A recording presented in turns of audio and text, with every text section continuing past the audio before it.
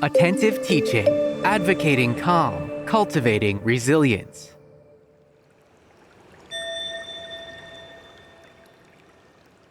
Hi, I'm Cindy Schwartz. Welcome to Attentive Teaching. In this episode, we take a look at the parent connection, the connection that teachers and parents have that isn't always as easy and comfortable as we might want it to be. But there is hope. It can be a mindful, positive experience, and certainly isn't that what it should be. Connecting with your students' parents is an integral part of your job as a teacher. It is unavoidable. And yet this connection, just the simple act of connecting itself, whether by phone, email, text, or conference, is often fraught with tremendous anxiety on the part of teachers and parents. And why is that? Isn't our role as teachers one of caretaking, communicating, and advising? Aren't we usually comfortable with communicating? Why would connecting make us so anxious? What are we afraid of? Well, I wonder, maybe it has something to do with the way individuals react to stress and anxiety. Because remember, parents are individuals too. They are often as stressed and anxious to talk to teachers as teachers are to talk to them.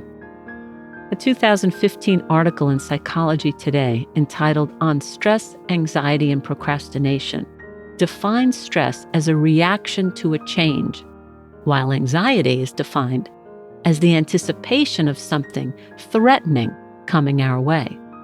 And perhaps what makes teachers and parents stressed and anxious about their interactions with one another is right there in these definitions. Both parties wonder if their potential conversation may cause some sort of change, which they both might potentially be uncomfortable with or reluctant to do.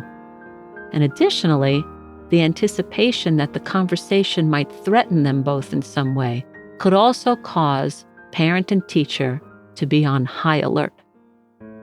So this anticipatory stress and anxiety about connecting with one another could ultimately cause both teacher and parent to avoid contacting one another, setting the stage for potential future misunderstandings and miscommunications.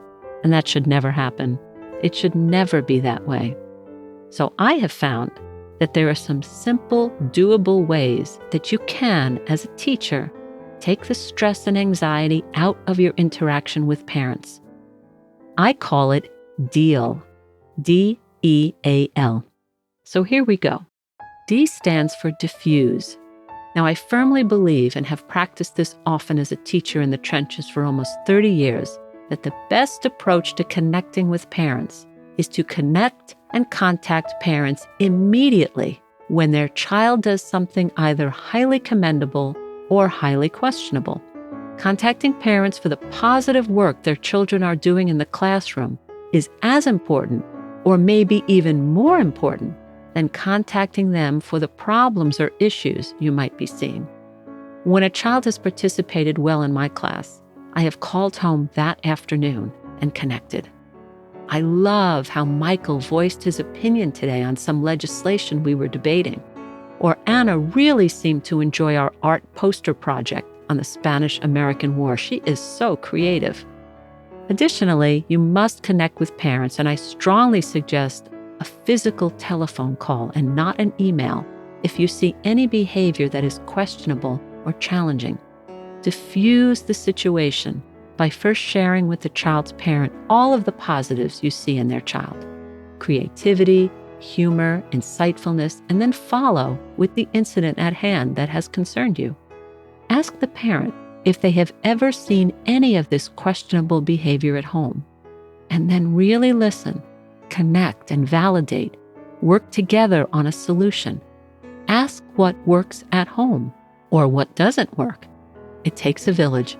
Promise that you will check in regularly and share whether or not any new approaches to handling the child's behavior are working. Never argue with a parent, never rush, never judge. Be friendly, supportive, understanding, and again, validating. You can diffuse any immediate situation or future situation by connecting on a regular basis for the good and the challenging behaviors of their children. Your parents will welcome your ability to see their child as a whole human being. Don't ever put off connecting with parents. You will be rewarded for your attentiveness. Next, empathize. So when contacting parents, try to imagine what their lives are like. Try to walk in their shoes. I know that when I became a parent, emphasizing the daily responsibilities of parenting and trying to balance parenting with working, this helped me become more compassionate and patient for both my students and their parents. I could relate. And if you are not a parent yourself, consider a time when you were feeling stressed or anxious, and let that remembered feeling envelop you as you talk with a parent who might be experiencing stress and anxiety.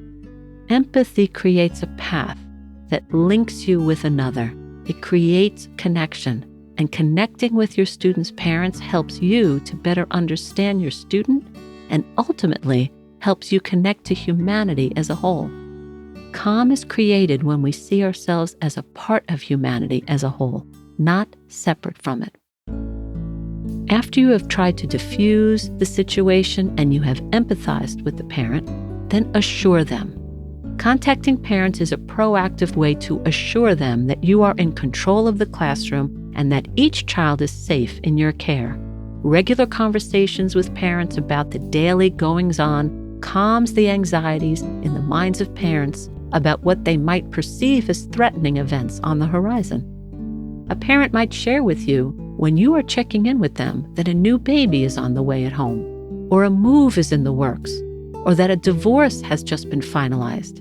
When you call parents often, or contact them often in some way on a regular basis, which I suggest, they will feel safer and more vulnerable and able to share with you information that will be important for you to know how to understand their child better and the life their child is leading at home. Connecting like this, along with assurances that you are desirous of knowing the whole child, will build trust and make conversations, even the difficult ones, easier in the future. And finally, let us love, because love and gratitude is something we should feel every single day. Love and gratitude for your awe-inspiring job that allows you to watch children grow and evolve. Love and gratitude for your students and each of their innate abilities that we must never lose sight of, regardless of how challenging teaching can be at times. Love and gratitude for parents who do love their children and simply want you to love them too. Then wrap all of this love and gratitude with love and gratitude for yourself. Your decision to spend your days with children to help them recognize and reach their potential as creative and loving human beings is what makes you and the work you do priceless. I hope that today's podcast has provided you with some doable, realistic tips on how to approach the parent connection more mindfully and calmly. Let me know if any of these tips work for you, or if you have any suggestions on what you have done to improve your relationships and connections with parents. Thank you for joining us today on Attentive Teaching. Visit us again for new podcasts that shed light on the challenges we all face in the classroom. Visit us at attentiveteaching.com, where you can find links to our Facebook, Twitter, Instagram, and Pinterest pages, or subscribe on Apple and Google Podcasts, Spotify, or your podcast app of choice. This has been Cindy Schwartz. Thank you so much for stopping by. I wish you a beautiful teaching day and great peace in your classroom. Join us at Attentive Talks every Wednesday at 7:30 Eastern Standard Time, where we hold conversations with real teachers in real time to discuss real issues. If you'd like to join our weekly chat, join our private Facebook group Attentive Talks, where we post our Zoom info. That's Attentive Talks every Wednesday at 7:30 p.m. Eastern Standard Time. Attentive Talk is a project of Attentive Teaching, where advocating calm and cultivating resilience are our #1 priorities.